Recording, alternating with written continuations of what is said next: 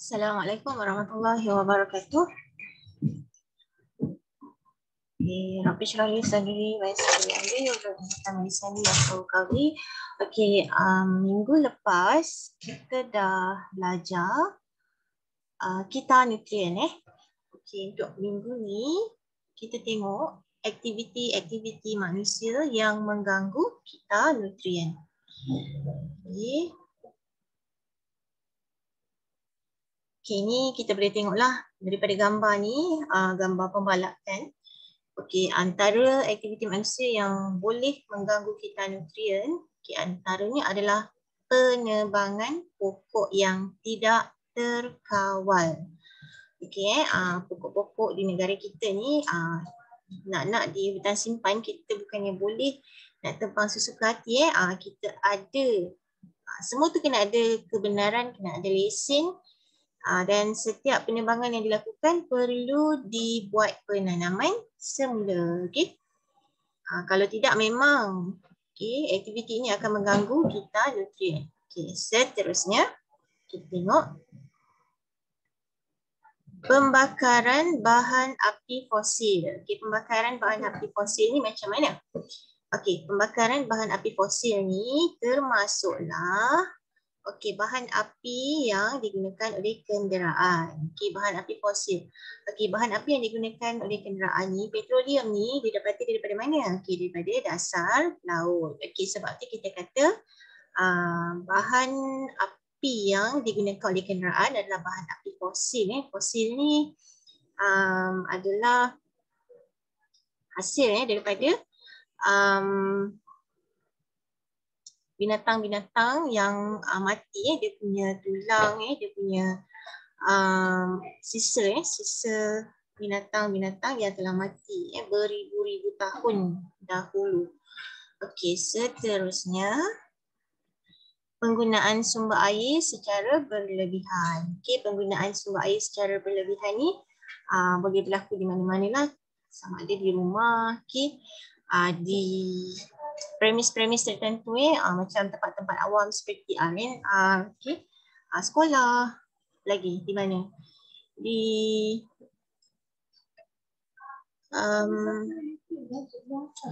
banyaklah tempat lagi. Seterusnya kita lihat langkah-langkah untuk menyelesaikannya. Mewujudkan sistem pertanian yang terancang. Kalau kita lihat tapak-tapak pertanian atau ladang-ladang pertanian yang besar, mereka mempunyai sistem pengaliran air yang baik. Maksudnya mereka sistem pertanian mereka memang rancang betul-betul lah. Di mana dia punya sumber air digunakan, bagaimana, berapa banyak air yang digunakan, bila masa mereka perlu menyiram pokok-pokok mereka. Semua tu perlu diambil kira supaya sistem pertanian yang terancang dapat dibuat. Seterusnya menggunakan kenderaan awam. Maksudnya kalau kita semua gunakan kenderaan awam, maka pembakaran bahan api fosil dapat dikurangkan. Seterusnya dapat mengurangkan pencemaran yang boleh merosakkan, mengganggu keseimbangan nutrien. Seterusnya menyimpan air hujan untuk kegunaan harian dan menanam semula pokok. Ini terutamanya dalam aktiviti pembalakan lah. Memperketatkan undang-undang. Sama jugalah dalam aktiviti pembalakan. Maknanya kita tak boleh melakukan pembalakan secara berleluasa. Kalau kita dapati ada pembalakan haram dilakukan, maka kita perlu melaporkan segera kepada pihak berwajib. Seterusnya kita lihat saling bersandaran dan interaksi antara organisma dan antara organisma dengan persekitarannya, maknanya organisma dengan organisma dan organisma dengan persekitaran. Kita lihat dalam ekosistem ni. Apa yang dimaksudkan dengan saling bersandaran antara organisma dengan organisma? Organisma dengan organisma ni contohnya mungkin katak makan serangga. Okay. Ikan besar makan ikan kecil. Okay. Ataupun ni ada beruang. Beruang makan ikan. Ini adalah saling bersandaran antara organisma dengan organisma ni. Kancil ataupun rusa ni makan pucuk-pucuk kayu. Ini saling bersandaran antara haiwan organisma dengan organisma, iaitu tumbuhan ataupun antara haiwan dengan haiwan. Okey, tetapi interaksi antara organisma dengan persekitaran, contohnya rusa minum air, ikan menjadikan air sebagai habitat, banyak lagi lah. Cacing menjadikan tanah sebagai tempat tinggal mereka, habitat mereka. Itu yang dimaksudkan dengan organisma, persandaran antara organisma dengan persekitaran. Persekitaran ni maksudnya benda bukan hidup. Contohnya tanah dan air, udara juga. Okey, seterusnya kita tengok istilah-istilah penting dalam ekosistem. Yang pertama, kita lihat habitat. Okey, apa yang dimaksudkan dengan habitat?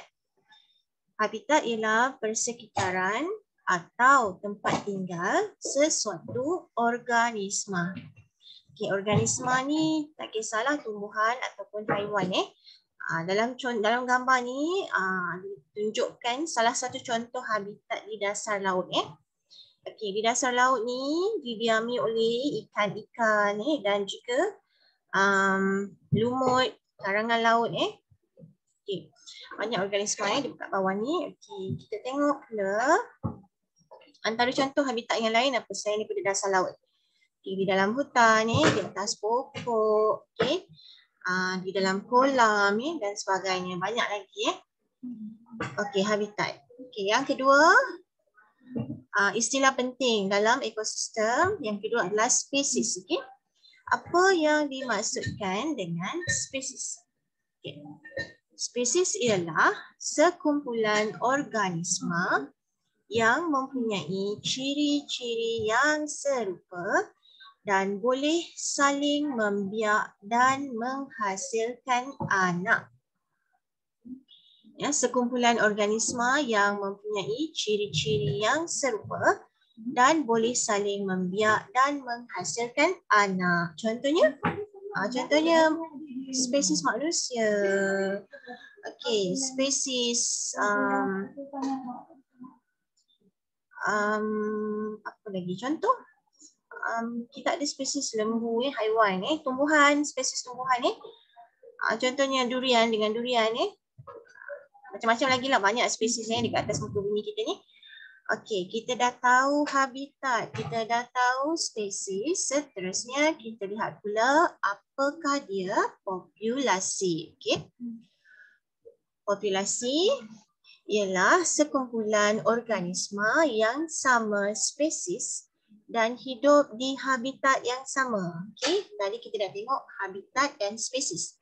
Okey, sekarang populasi adalah sekumpulan organisma yang sama. Contohnya lembu dan lembu, spesies lembu mendiami padang rumput. Okey, padang rumput. Okey, padang rumput kita panggil sebagai habitat dan lembu tu adalah dia punya spesies. Okey, padang rumput dan lembu kita panggil sebagai lebih daripada seekor lembu, sekumpulan, sekawan lembu kita panggil sebagai populasi. Okey, seterusnya community. Okay, community ni apa pula dia community? Community ialah beberapa populasi organisma yang berbeza dan hidup bersama dalam satu habitat dan saling berinteraksi antara satu sama lain. Okey, beberapa populasi. Contohnya kat sini sekawan itik. Okey, ni ikan. Sekumpulan ikan ni lah. Okey, ada burung. Okey, ni adalah spesies, ada spesies burung, spesies itik, spesies ikan. Okey. Populasi organisma yang berbeza. Ni berbezalah itik, ikan, burung. Okay, dalam satu habitat. Ini habitat lah. Kita panggil habitat ni habitat kolam. Okay.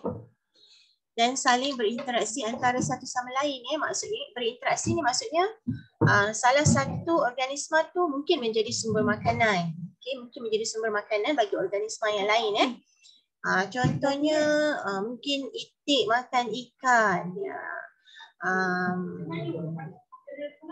Apa lagi? Ni binatang apa ni? Serangga-serangga ni mungkin makan daun-daun. Burung makan ikan. Macam itulah dia punya saling berinteraksi ataupun saling kebergantungan antara organisma dalam komuniti. Okey, apa yang kita dah belajar tadi? Habitat, spesies, populasi, community. Okey. Seterusnya kita lihat pula ekosistem. Okey, ekosistem. Apakah dia ekosistem? Okey. Ekosistem ialah beberapa komuniti yang tinggal bersama-sama dalam satu habitat. Okey, apa dia komuniti tadi? Komuniti adalah beberapa populasi. Apa dia populasi? Populasi adalah beberapa spesies yang hidup bersama dalam satu habitat. Okey, sekarang komuniti ekosistem. Ekosistem ialah beberapa komuniti yang tinggal bersama-sama dalam satu habitat dan saling berinteraksi antara satu sama lain. Okay, mereka berinteraksi sesama organisma, sama ada haiwan dengan haiwan ataupun haiwan dengan tumbuhan. Okay, termasuklah mereka juga berinteraksi dengan komponen bukan hidup. Komponen bukan hidup tadi contohnya apa? Air, udara, tanah. Okay, bagaimana mereka berinteraksi? Okay. Mungkin organisma macam contohnya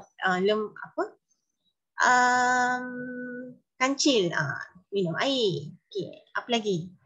Mereka berinteraksi dengan benda bukan hidup. Okay. Haiwan seperti cacing, siput mungkin hidup di dalam tanah sebagai habitat.